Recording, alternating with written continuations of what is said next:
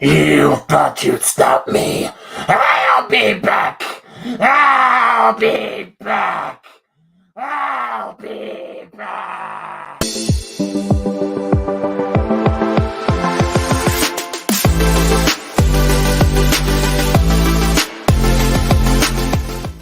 Yo, what's going on, everybody? Welcome to another installment of BrickWall Reviews. I'm Dave, and tonight I'm going to be talking about a really late times review of Five Nights at Freddy's. Yes, this is part of my BrickWall horror finale, and I know I was supposed to do this on Halloween, but it doesn't matter. Just pretend you're watching this live on Halloween, okay? The day on there is Halloween. So, but yeah, before I get into my review, I want to remind you guys, go ahead, hit that like button down below. Subscribe to the channel if you're not already subscribed.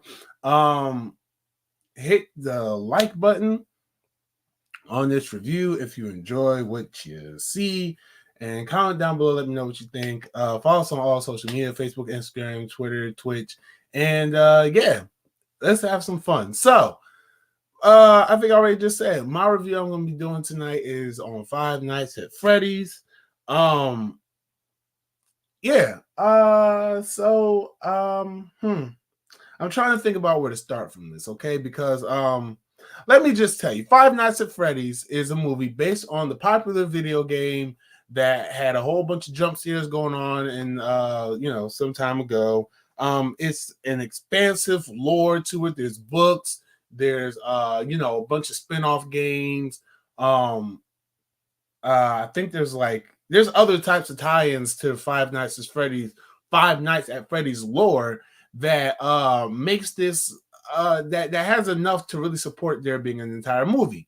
That being said, the Five Nights at Freddy's movie is something that has been in the works for so long. There's been many a script given. There's been many of direction stated, many a studio involved. Most recently, and now most notably, the one who's gotten the farthest was Blumhouse, who has been trying to get this movie made for some time. The creator of the games, he's been really kind of a hard ball to play because he's wanted the right story to come along. He's wanted the right type of idea and the right type of way to go about this movie. So much so that actually there are two movies out, one which is more rumored than the other to have been prototypes for a Five Nights at Freddy movie. And those are the Banana Splits movie. If you guys have ever seen that movie, I haven't, but it came on Sci-Fi a couple years back based on the popular Banana Split series from the 60s. They used to air on Cartoon Network. Yeah, I think it used to air on Cartoon Network. I used to watch it on Boomerang whenever I saw it. They made a horrified movie of that. Think of Think of Pooh, Blood and Honey, which I also reviewed for Horror Month. But think of that, but just slightly better made and with the Banana Splits. It's been theorized that was one of the versions of the Five Nights at Freddy's movie that they would have wanted to get made, but again, the creator of Five Nights at Freddy was like, no, that's not good enough. Also, Willy's Wonderland, which I reviewed last year for BrickWall Horror, with Nicolas Cage and a whole bunch of other actors in there. And he's like the silent janitor, but then like the animatronics in the building come alive, and he's got to fight through the night or whatever the case may be. That's also theorized, not confirmed theorized, but kind of a little theorized to be a version of the Five Nights at Freddy's script. So with those two movies coming out, one like bad and one good, you would think, well, if these two were allegedly rejected ideas for a Five Nights at Freddy's movie, and this creator of Five Nights at Freddy's is like, yeah, this has got to be a top-notch script, a top-notch movie, and it's something I really want, and I came to close to an idea, but it just didn't hit at the end of the day. If those are all facts, right, then you would think that this movie that we got in the year of our Lord 2023 would be one of the greatest, if not the greatest, movies based on a an abandoned arcade with our children's establishment with the animatronics. You would think that this would just blow it out of the fucking water, right? And for a long time, I thought that. I was very excited for Five Nights at Freddy's. I was like really anxious to see what they would do with it. It looked good. It looked great. The trailers looked very interesting. The lore, I got familiar with the lore a little bit. So shout out to 3C Films as well. I watch his videos on here on YouTube all the time, and just hearing him talk about it and certain theories they have for how the movie would turn out, and just how the characters could connect and not connect, and stuff, all this different type of stuff. I didn't know it was so much lore. Shout out to Matt Pat as well, who I'll circle back around to a little later, from Film Theory, who's done countless Five Nights at Freddy's videos, and I've seen a small, very, very small percentage, but it helped me realize that, wow, Five Nights at Freddy's isn't just a game. It's something that has a whole bunch of lore, has a whole bunch of, story potential that they can pull from. So that's very interesting. Then we get to the movie. And if you couldn't tell by now, I was not a fan of this movie. That's not to say it was complete shit, but it also wasn't what I would have expected. Out of an hour and 50 minutes, for there to have only really been one scene to make me go, ooh, I'll be like, and all that, and that scene happening within one sequence, the big horror set piece. We got, like I explained during my Scream review, in every horror movie, there's always a big set piece that's like the defining moment for that movie. I said for Scream 7, it was, or Scream 6, my bad. Oh, speaking ahead, I know Scream 7 will be lit then. But for Scream 6, it was the whole the ladder scene where they're trying to get across from building to building. Check out my review for more on that. You know what I'm saying? For and I haven't seen the recent Halloween movies, but I've heard there are sequences in there that's just like, whoa, that's explosive. I'm trying to think of another horror movie that, like, I don't know, I can't really like think of it because I don't really watch a lot of horror movies anyway, but like, you always got, in every movie, you always have that, no matter what the genre is, you always have that moment, that one moment, that your big set piece, right? In superhero movies, it's usually like somewhere within the final battle. You always have your big set piece, is what I'm trying to say. And that set piece came kind of early in the film for me. And usually when you have that big set piece, you still have other things around that set piece that are equally as good. I did not get that from this movie, right? Five Nights at Freddy, I'm very happy that people who wanted this movie for so long got this movie. I'm happy for y'all. I'm very happy that this movie came out and, like, in one day became the highest opening video game movie of, I think, all time, definitely of the year. I'm very happy that of the records is broken. I don't have the list of the records is broken right now, but it has become, it came out and it stamped its place in the timeline for video game movies, video game adaptations, you know what I'm saying, all stuff like that. Like it made an impact when it came out. So it will always be regarded amongst the stars as this was the one. Like this beat out Super Mario Brothers in a day. And I'll give all credit to that. Shout out to this movie for doing that. I was a part of that. How our biggest day and date release, because it also released on Peacock same day. Yeah, so like I'm happy for y'all to have gotten this win. I know that there's a proposed trilogy to come out of this, and I'm very happy for y'all. I'm very, very happy for y'all that y'all have gotten this.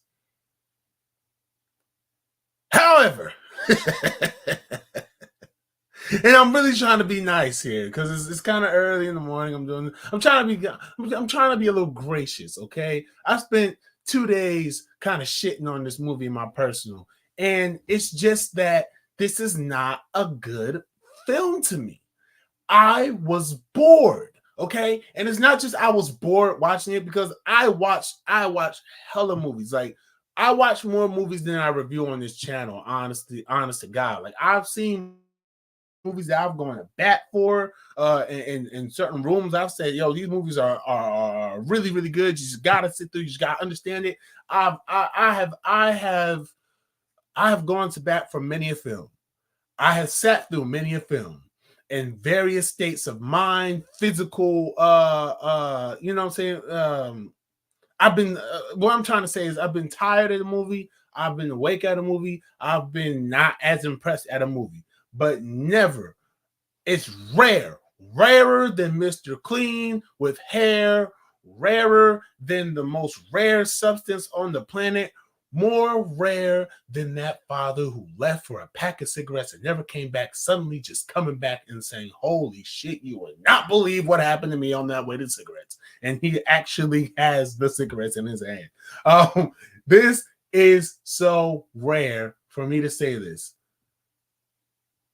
I started to fall asleep in the theater. And while I'm doing this, I'm thinking to myself, what is happening right now? I don't fall asleep. Am I just really that tired? Like, oh, this is insane. Like, is it because I know this is on Peacock? So I don't have to pretend this is insane. No, it was because I was legitimately bored, right? So, like, I don't, like I said, I don't want to shit on this movie too bad. I don't know what anyone else has said about this film. I've not watched any other reviews. I keep seeing the headlines. Oh, is it good? Is it bad? Oh, worst movie of the year. Da, da, da, da, da, da, da. Like, and it's very tantalizing things to click, but I don't watch other reviews before I do my reviews because I want to come in with my own thoughts, my own opinion, my own feelings. And maybe if I went with somebody, then I'd probably, like, you know, collect the data from them as well and see how, you know, they feel versus how I feel. But really, at the end of the day, I come in with my raw feelings, my live, raw feelings that I just, you know, I don't try to go off of what another reviewer said. I go off of what I feel. And gosh darn it, I feel like this was such a bad fucking movie. It's like it had potential. Is the thing. It had so much potential to be interesting, but it's like the very minute it stopped being interesting, I felt it. I'm not really gonna say what moment that was, because I don't want to give any preconceived notion in your head about when you should clock out on this film. Because hey, it may really have just been me, but I know it wasn't, because other people outside in the theater said the exact same thing. Wow, this is a waste of time. And I'm so serious about that. Like, I was in the theater. It was me. I was with my dad, who has now said I owe him money for such a horrible film. And now I have to sit through what's Killers of the Flower Moon, which I heard was a long movie, but I'm hoping I enjoyed that. But I owe him a film now. So if you watch this review, I'm like, so it was on Peacock for free. Sorry, Dad, I've been embarrassed to tell you. But no, so it was me, my dad, and then there were like 2, 3, 4, 5, maybe like 5 or 6 other people in the theater. And like none of us were impressed at all. Like we were just like, that was it. Like, it was crazy. Like, we even, like, everybody didn't even move when the credits started to roll. We just kind of like sat there like, okay, maybe there's a lit post-credit scene or mid-credit scene. And like when the post-credit moment came along, which I'm not going to tell y'all what it is, but if you're looking for an extra scene, it's not an extra scene there. It's just something that, I don't know, maybe long-time Five Nights at Freddy fans got excited about it. I don't know. But us casual viewers, all of us in there were casual viewers. We sat there. With the end credit shit happened. And we were just like, that's it? No jump scare? No, that's it? That's it?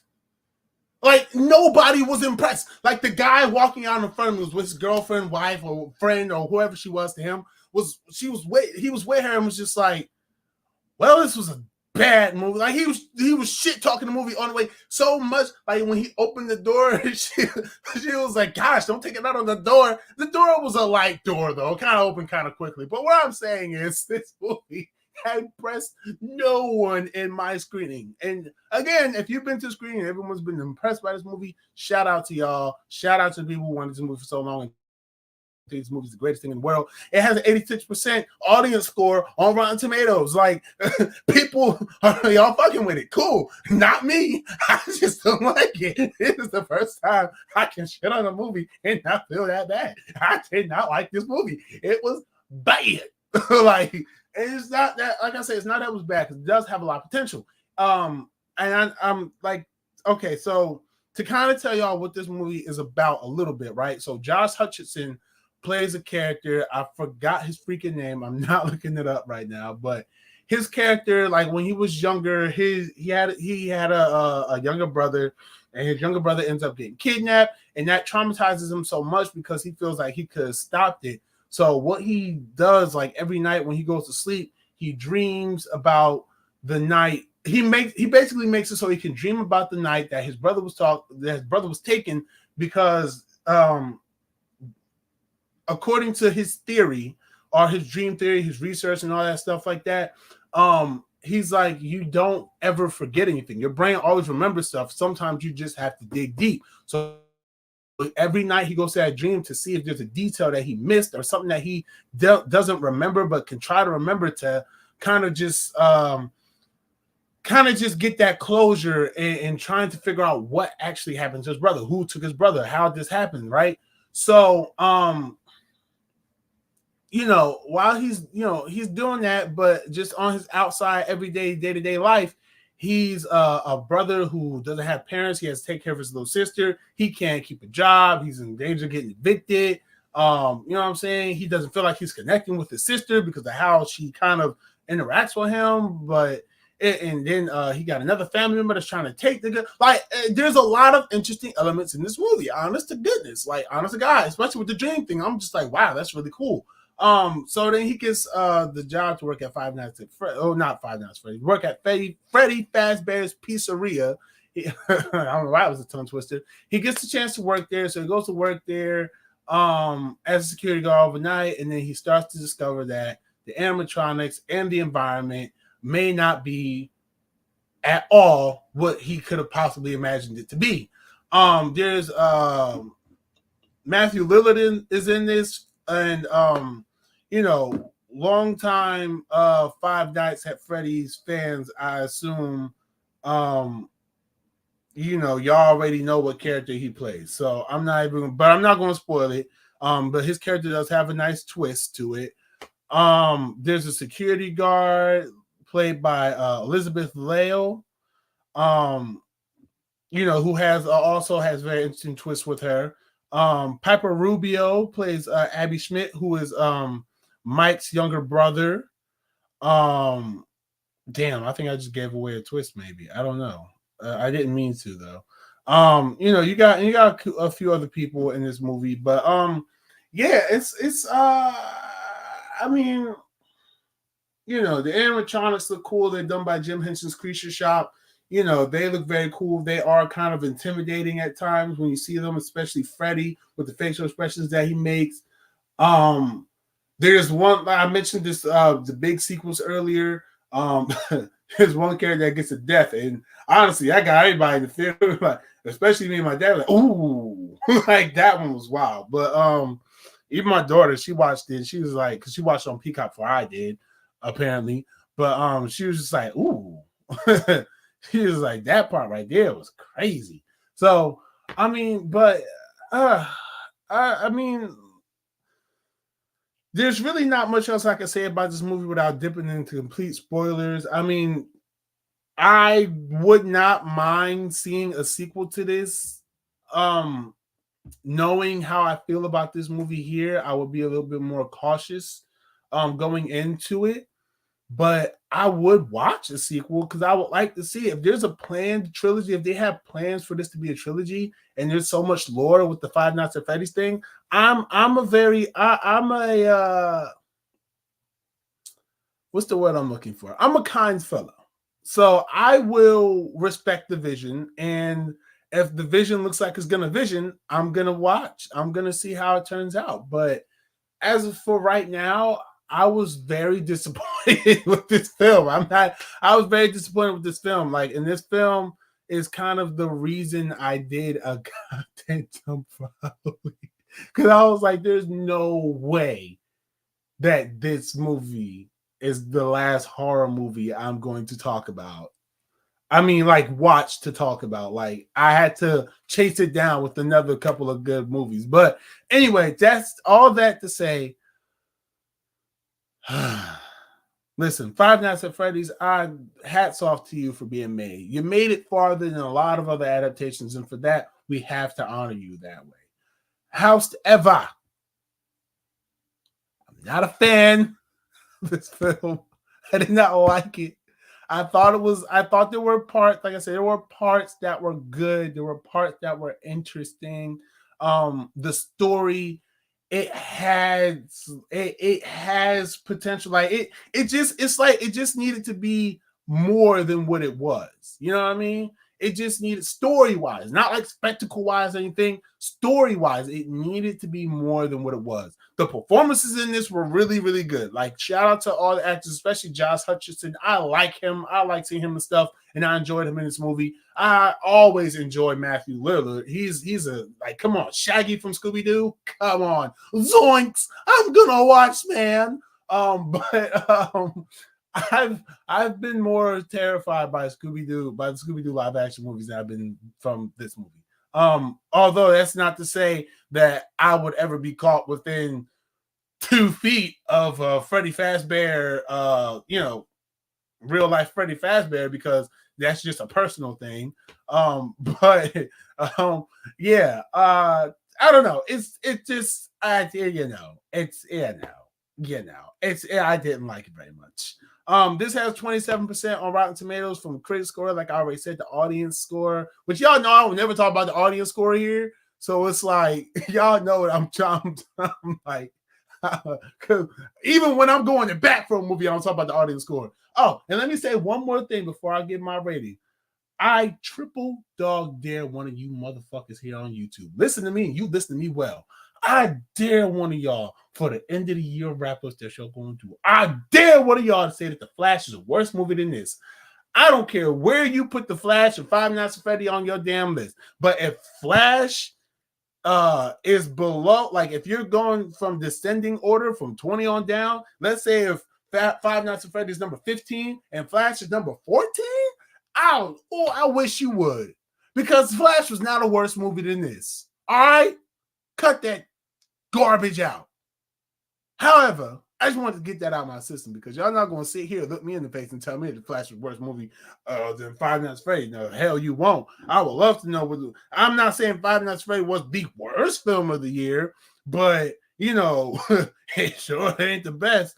And I owe my dad money from this movie, so yeah, we all thought the collective thought it was trash. I did. I thought it was trash too. I thought this movie was ass. Y'all saw my post on Facebook. I said this movie was ass.com. Yes, this was ass.com to me. But shout out to everybody who enjoyed this movie. So my rating for this, however, I'm not even gonna try to be generous. Like, I give this movie about I want to say 3, but I'm going to say a 2.9 out of 5. I'm going to be an asshole about this one. I have a 2.9 out of 5. If I want to be a little generous, I'm going to say 3 out of 5. Oh, that's halfway there. It can't be that bad. Listen, the lowest of a 3. Like 2.9999999999999. Like, this ain't it, buddy. This ain't it. I ain't like this movie. And I didn't like it because I thought it had more potential than this. I expected more from this, especially when I gave the rundown earlier in this review about how there were so many versions of this movie that the creator of Five Nights at Freddy as a property was just like, nah, this ain't the one. This ain't the one. This was the one. This is what you came out proud of. Like, I mean, maybe he read the script and the script was better, but like, did you watch this movie and then be like, I don't know. I don't know. It just wasn't the strongest to me. And again, I can't wait to see how the people felt about this movie. Now I can watch these reviews freely after I do mine. But me personally, I did not like this movie. I did not think it was, it just wasn't for me. It just wasn't for me. All right. And I was bored. Okay. And I can't believe I was falling asleep during this movie. It was wild. That's insane. That says a lot.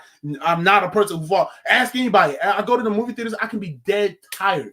Dead ass tired. I will not fall asleep during a film.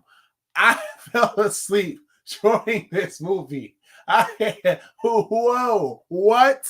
No, that's not like me. That's not like me. It's not like me. I don't fall asleep during movies. I have no. Not in the theaters, at least. Not in the theaters. I don't fall asleep during the movie in the theaters.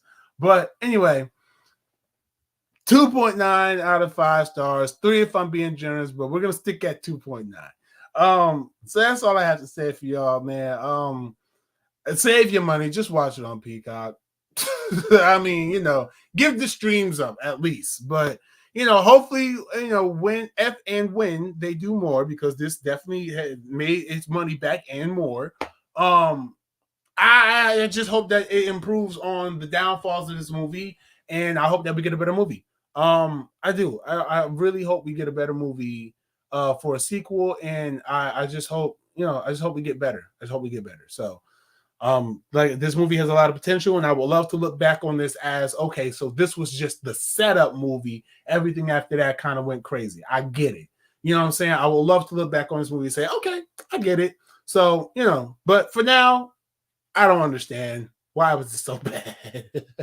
But that's all I have for you guys today. Thank you for tuning in on this. I hope you all had a safe and wonderful and candy-filled Halloween.